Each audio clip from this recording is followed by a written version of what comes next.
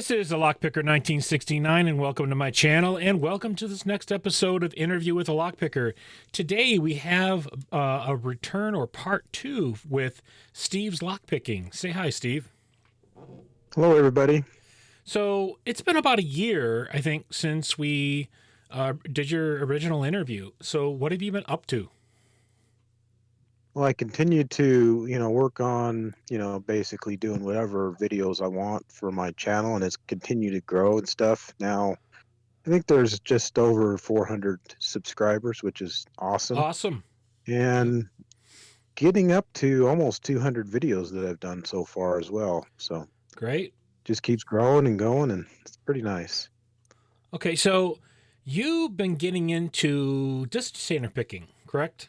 Because you've been Yeah. helping me out. You want to talk about that a little bit? Because frankly, that was just awesome how you helped me out with that. Well, I tried to get into basically doing a little bit of everything. And so one of the ones I started getting into was this detainer locks as well. And so I don't have any really challenging ones or anything like that that I've done, but obviously I've gotten through everything that I have. I just need to need to get more, and which is also LockChuck has made a challenge lock of a disc detainer lock, and I was able to pick that one as well. So Cool. definitely been having a lot of fun with those and trying out different disc detainer picks and different locks, and even with you, I was trying, or I tried to help, uh, describe exactly what I've done and stuff, and with and how to work on some of these disc locks and what you feel and Yeah. stuff. And then even you had a couple disc locks that you had sent to me, and I made a cutaway out of one of them Well, and sent it they back were to you. identical. They were Unity locks, but Yeah. a little bit of history there and a little context. I was getting help on learning how to pick them from Chris Capoon, and then we got into talking about getting a cutaway so that I could kind of see what I was feeling inside the lock when I was manipulating the discs. And we got around to talking about some locks that you made cutaways out of, and I knew you had done a video about the Unity lock, and we got to talking, and we're like, I wonder if Steve could make one out of one of these Unity locks. So that's when I reached out to you, and yeah, you took on the challenge without even a hiccup. So Yeah, it wasn't too hard to do. I mean, obviously it's a stainless steel lock that's hardened and stuff, so you have to have some good equipment to do that. And luckily, I had a friend that had access to a mill, a machining mill, and so we just stuck that in the mill and ran a half-inch end mill cutter into that thing and just slice it right open without any issues. yeah. So it was really nice to have some help doing that, but it didn't take too much, and Oh, and it turned out really good. yeah, it was And beautiful. then It came out beautiful. uh, yeah, and then I was able to do a video on it as well Yep. to, so it showed exact. So I got my inspection camera focused right in on that lock while we picked it and talked about it and stuff. And Yep. so it was really, really nice to do that too. So No, worked out really well. it was cool having the two locks. They were keyed identically, so the discs are exactly the same in both locks. So to have one that I could play with the disc detainer pick and see what was happening, and then translate that to a non-cutaway that was keyed exactly the same was kind of a nice little approach to being able to kind of understand what was going on in there. So I appreciate that. Thank you so much for doing it. And Oh, you're you've made other cutaways though too for other people. Can you talk about some of those? Yeah, I've done several other lever locks. Of done the Chubb cruisers, Chubb battleship, uh, Squire was Squire. Oh, I can't even think of the other one. And then the Squire Defiant. Is that right? Yeah, Squire Defiant. Uh, then I also did. Walsall 2000 that I got from Jack Fox, and that was another awesome lock. I was actually picked that one on camera after I got it open, and I closed it back up and picked it on camera, and then I turned around and cut it up for him and then send it to him. So that was a lot of fun to do that. And then recently I've also made some cutaways of Master Lock number 19s that I did for Jay Gabriel. So I've done two of those for him. I cut them both up and been able to take those apart and take pictures and see exactly what the secrets are in those Chubb or Master Lock number 19s, because they can be very challenging. Yeah, and you submitted your pictures for the LPU belts, didn't you? Yeah, well, before, I mean, they were on that list with the LPU belts, but no pictures other than just the outside and stuff. And so I took pictures of the pins and I submitted it to the LPU belts web page, and they had posted those on there. And so now, because of those pictures, now they do have that Master Lock number 19 ranked as well. So we can get all that, so we can see what's in there, and everybody can pull that up, pull that website up and see that and see exactly what's in there, what's entailed. And, and there's even a comparison shot between the Master Lock number 19 and American 1100, so you can kind of see the scale of the size of those pins because they're big. Yeah. Okay. But it's awesome to see that. So, but you did a cutaway though for the 19 as well. Yeah, I made two cutaways for Jay Gabriel. So, Okay. and Okay. then I showed a little. Um, I also did another video where I showed the cutaway and showed how I made the cutaway as well. So I did all that as well. So that was kind of fun to do, and then showing how it was working and stuff. So it was pretty Yeah, neat. that's a cool video, by the way, on your cutaway project. Hmm. I've been looking at the part two, and that's really cool.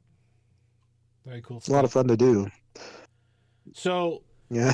And the scary part is when you put that in, that lock in the vise, and then you take an angle grinder and just cut right into it, yep. And so just, but it works, and had a lot of fun doing it. And yeah, no, so it was a lot of fun. So I take it some from what I'm seeing on your channel, you've been playing around with decoding combination locks. I played around with doing some of the combo locks as well. That was a lot of fun to do. I still have some other ones I wouldn't mind doing, but it's kind of fun to try out many different things. You have Yeah. those combo locks. I've done the lever locks, the disc detainer locks, and dimple locks. Basically anything that I've been able to get a hold of, trying things out. And I do have some safe locks to work on. You know, so a lot of things to try and do and stuff. So I basically doing my videos. I like I say in my about page is basically I'm making videos of whatever I want, whenever I want, Yeah. not scripted or anything, just basically doing whatever I feel like doing at the time. Yeah. And even doing a little series on using the leashy picks, and what it took, how I learned, what it was like to use those, and then translating, decoding, the pin for the leashy picks and making your own keys and things, and what it took for me to do all that stuff. So Mm-hmm. trying everything out, Uh, and having fun with it all. So all right. A little less lock picking related, but you do have a video up there that I need to ask about. What is up with the Rubik's Cube? so when I was younger, my of course my parents got us Rubik's cubes when they came out, and that was a lot of Yeah. fun to play around with. And then, of course, you kind of lose interest when you grow up. But then, it was about 20 years ago, I had a job and working in an IT department, and the one guy that was in had a bunch of them, and he was really good at that. And then at that time, I decided, hey, I want to get back into these things and try them out. So then I was able to teach myself with some help off of YouTube and the internet, uh, teaching myself how to do the Rubik's cubes. And then I also was able to get some other different designs. And so one of my favorite ones that I got at that time was what they call a shepherd's cube, which basically, looks like a regular Rubik's cube, but it has little arrows on each face that have to be pointing all the same direction. So that can get kind of confusing Yeah. a little Well, bit, and it's different when you're than, trying to solve that. But yeah, because you're not doing colors anymore, and your mind has to think differently about the direction of the arrows. yeah, and you can, and even with this one, even though it looks complicated, it's really not that bad. But as long as you keep track of it, it does take longer than the regular one. But I don't do it there for competition, but just having fun. So Yeah, yeah. I figure, well, why not just have something a little bit different, and play around with the Rubik's cubes one time, have a little bit of fun with those. So So, what else in lockpicking have you been up to?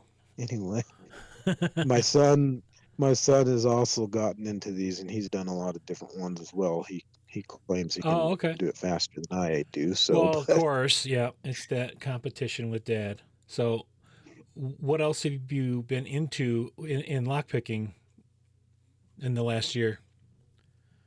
yeah, basically just doing a lot of different things, and making videos and stuff, and just watching things grow. I mean, sometimes it seems like things progress kind of slowly, but sometimes it goes pretty quick, and but it's been a lot of fun.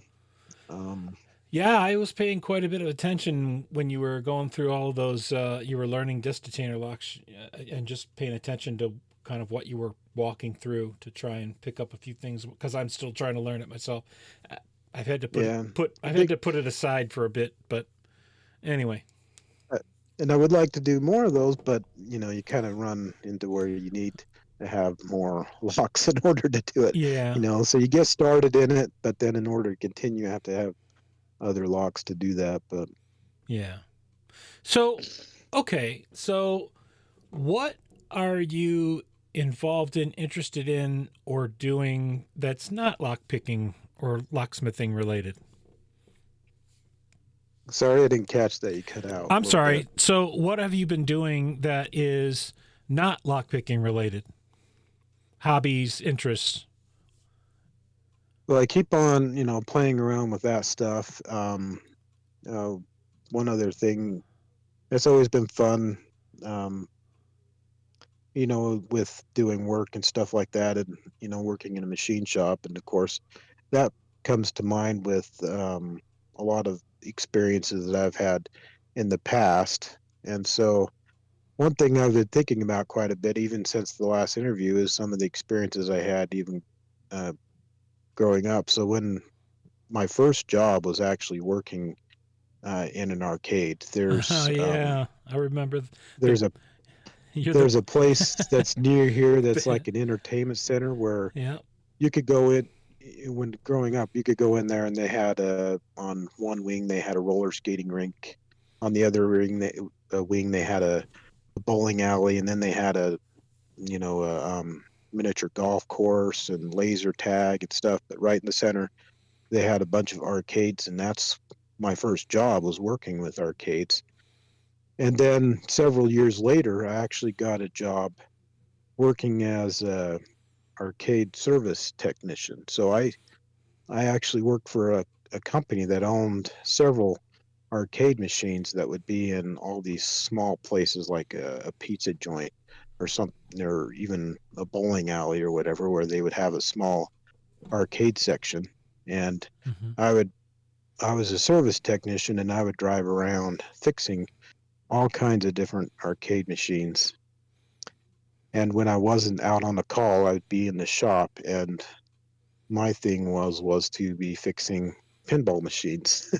So that's kind of where the pinball machine thing came from is because I could, not necessarily being an expert on playing them, but fixing them. And so I'd pull these pinball machines in from out of the field and take them, completely disassemble them, clean them up, fix them all, fix everything that's wrong with them, and then get them ready to go back out to another place for them to try. So Okay. I had experience with, dozens and dozens of different pinball machines. And it got to the point where, it's just pull it in, pull it apart, and put it back together without even worrying about trying to keep track of the order because I already, I memorized, how they worked and stuff. And Hmm. it wasn't too bad. But Okay.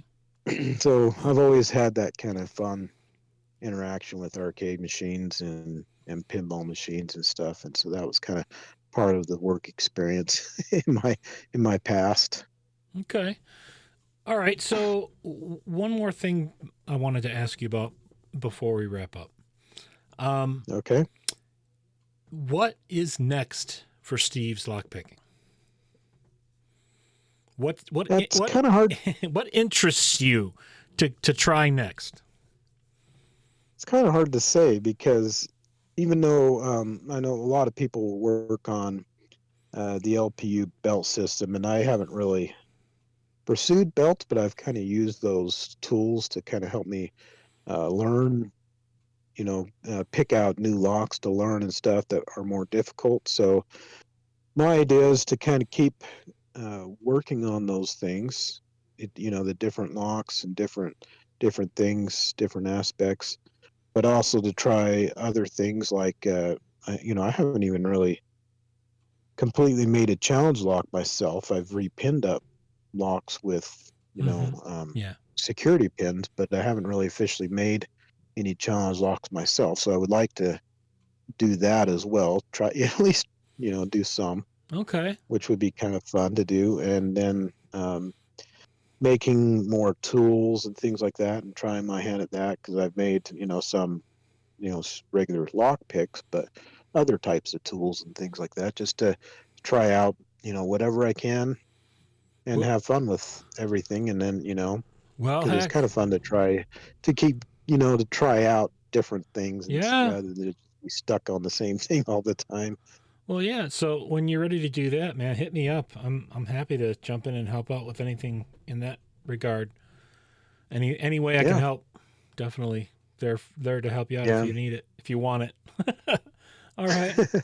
So And it would always be fun to have like 3D printers or even better machines and things like that to do stuff with. But it's yeah, also nice to do some of this stuff with just some of the equipment that I already have, yeah. you know? Well, a lot of the tools and stuff, you get more satisfaction out of them doing a lot of just doing it by hand and doing the work. Hmm. Um, and I think there's a lot to say about the finished product. Then, yeah, there's a lot more pride I think goes into something when you've really worked at it yourself with your two hands as opposed to a lot of being done by a machine. So, definitely. So, Yeah, that's true. is there anything you'd like to say to our audience before we wrap up? Well, the biggest thing to me is to keep, just basically go how you want to go, do it at your own pace and enjoy it and have fun with it, and don't let it, for me personally, I feel like having, family first in whatever you're doing is Yes. very important. And, the hobby is great and it's great to work on things, but make sure that you keep in mind your priorities and have your family first but still have a lot of fun and enjoy, whatever you can and try out everything that you can, Yep. whatever you're able to, of course, because some people don't have the means or ability to try out some stuff, but just keep on working at it, trying different things and enjoy it. It's okay to take breaks, Oh yeah. especially And from some people do. try, especially from trying to keep up a channel. So, alrighty. Yeah, and my channel just gonna continue doing whatever I feel like making without really any kind of Yeah. agenda in mind or anything. Just kind of, do whatever I feel like doing. Yeah. And I get That. a lot of responses. People really enjoy it and learn a lot from it and stuff. And that's Yep. definitely, encouraging to get new responses like that and stuff. So Yep, definitely. anyway, All right. Thank you for doing this. I appreciate us being able to catch up, and especially we finally get to, a year later, get to hear the Pinball Machine Wizard story. yeah, it's been hanging out there for Yeah, a it while. has. It's been We on finally the get to hear it. it's been on the list for a long time, and it is now going to come off the list finally a year later. All right. All right. I appreciate your taking the time, and always what I'm very happy to share is I talk with you on a pretty regular basis about non-lock picking stuff, and I enjoy that as well too. So with that, I'll wrap this one up. If you are a subscriber, thank you. If you are not yet a subscriber, please hit that subscribe button, turn on notifications and all, and hit like on the video. And thanks for watching.